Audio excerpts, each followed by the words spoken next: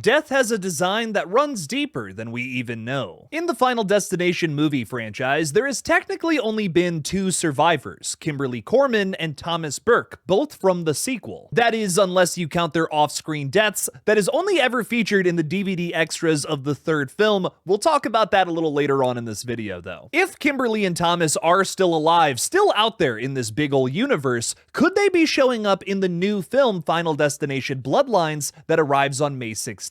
I have reason to believe that these characters need to show up if they're going to actually tell a Bloodlines-related movie. Now let's get into today's wild theory.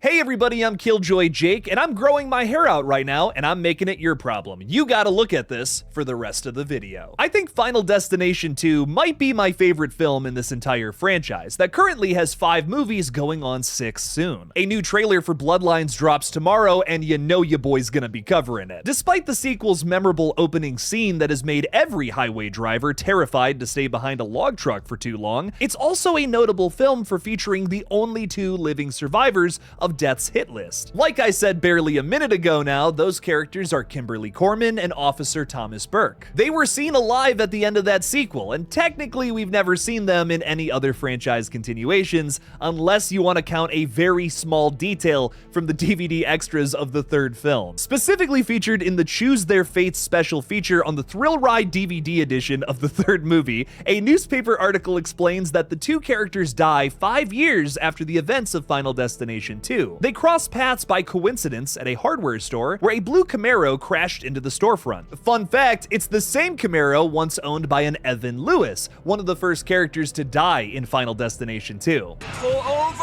After racing out of the store through the back, Kimberly's coat is somehow caught in a running wood chipper that just so happened to be there. Another fun fact, that wood chipper is owned by a Roger Gibbons, whose boy was decimated by that barbecue at the end of the 2nd film. I did my research for today's video. Thomas tries to save Kimberly, but unfortunately they are both sucked in and they get Fargoed. There's also a hilarious part of the article where a store owner talks about how he's traumatized after witnessing these 2 characters get sucked into a wood chipper which blows onto the side of his building. He's never going to be able to clean that up. Pitch black comedy like this is my favorite kind of comedy. Now, while that's a really fun element to include on the DVD edition of Final Destination 3, I don't really count that as canon. Maybe if they had actually filmed this and it was like a deleted scene from Final Destination 2, I'd be more into it, but this is literally something that the folks making the DVD extras for Final Destination 3 came up with because they thought it would be fun. It's not canon. This gets even more interesting because rumor has it that actress AJ Cook visited the set of Final Destination Bloodlines after shooting the latest season of Criminal Minds Evolution. She also directed an episode of that last season too, which I think is sick. AJ was busy this past spring, man. So why, Jake, you might be asking, is it so crucial that Kimberly and Thomas here show up for this new movie? Like, who cares? Well, it may all be part of Death's design, and I think it could be for a bigger reason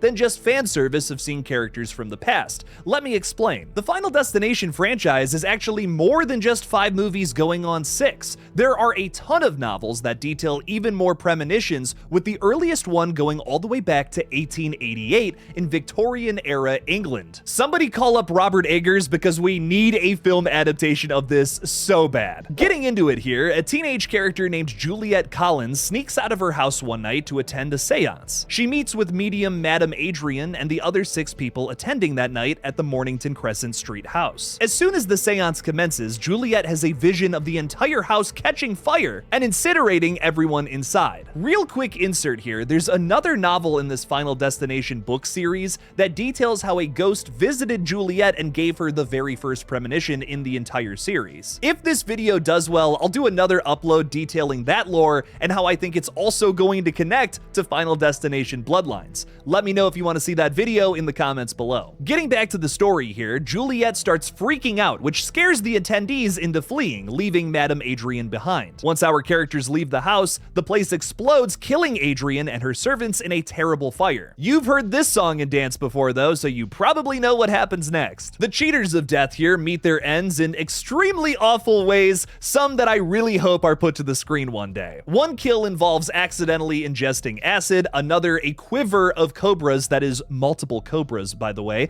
and also an entire subplot that revolves around Jack the Ripper. This sounds so good. Again, have we called up Robert Eggers yet? If not, I'm gonna have to bounce on it crazy style. Now I have to apologize because technically I lied to you earlier. If these books are canon, then technically we have many other survivors who have cheated death outside of Kimberly and Thomas. The climax of this novel sees Juliet drowning in the Thames River, only to be resuscitated by a constable. She died and then came back. The Flatliners thing is truly the only way to cheat death's design. Oddly enough, Kimberly and Thomas also have water-related deaths and then resuscitations in Final Destination 2. Summing this up quickly though, Juliet goes on to have a child, and she even moves over here to the States, which explains all 5 of the movies. Now Juliet does eventually die because no one can escape death, but she dies due to old age sometime in the 1940s, not because of a comical Rube Goldberg machine-inspired death like most of the characters in this series. This story is important to today's theory because Juliet's bloodline continues to cheat death. The focal point of the novel Final Destination, Destination Zero, basically the one we've been talking about this entire time,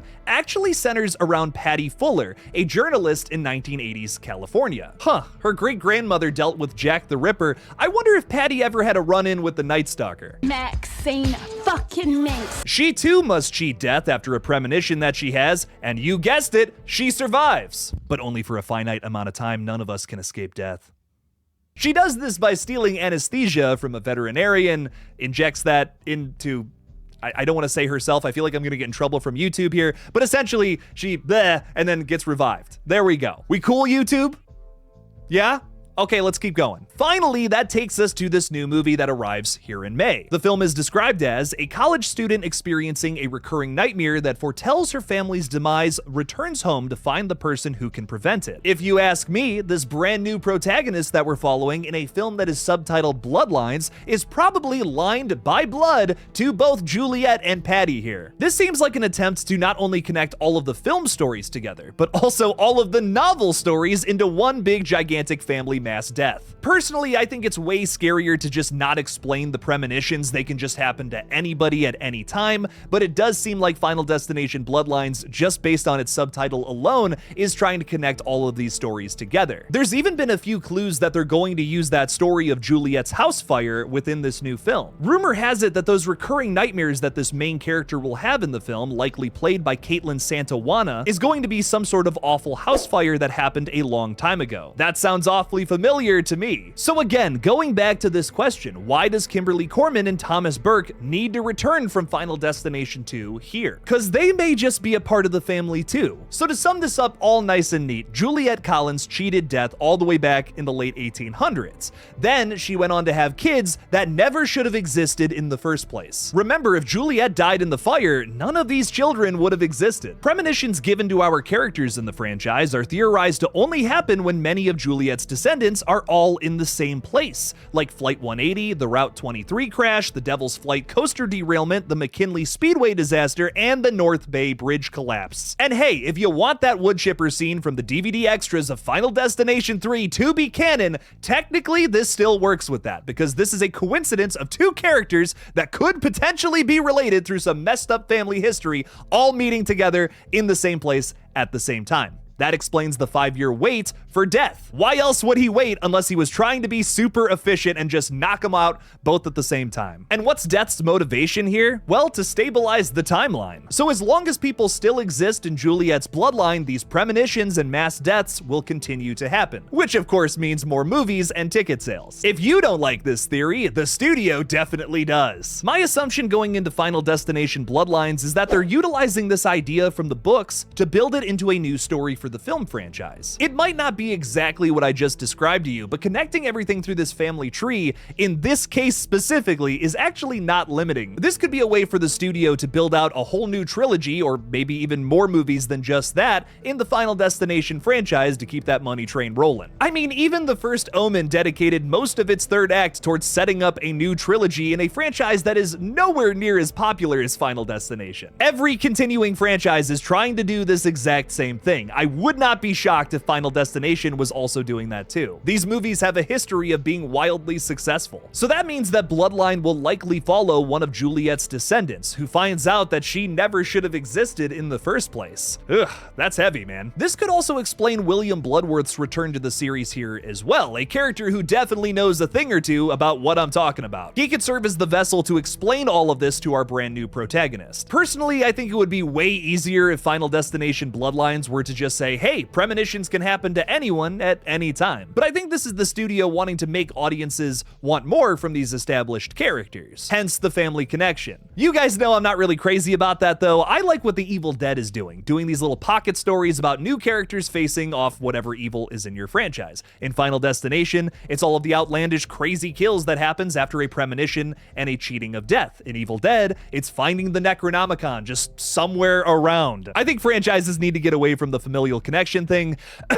Scream. Another thing I'm always harping on this page though is that all things are truly in execution. If it's done right here in Final Destination Bloodlines, it could make this sequel stand out. No matter what your opinion is on this theory, however, I'm sure most of you just found out that there are Final Destination novels to check out. There's no way you didn't learn something from today's video. I'm learning shit and I've seen these movies 1,000 times. Hey everybody, before we wrap up today's video, please make sure to subscribe to this page for more bizarre horror movie theories just like this one. I greatly appreciate your support as we're trying to hit 40,000 subscribers this year. Thank you to everyone who has already hit that little red button. Also, check out my gaming channel, GullGotha, for some over-the-top streams and videos. I'm currently playing Dead by Daylight, Poppy Playtime, Repo, and a bunch of other horror games over there, so please make sure to subscribe to that channel as well. So what do you guys think is going on in Final Destination Bloodlines? Could it be something similar to those books I was just describing, or maybe they're doing something new entirely? Let me know down in the comments below. Thank you all again for watching, please subscribe, and as always, don't forget to kill it out there, y'all.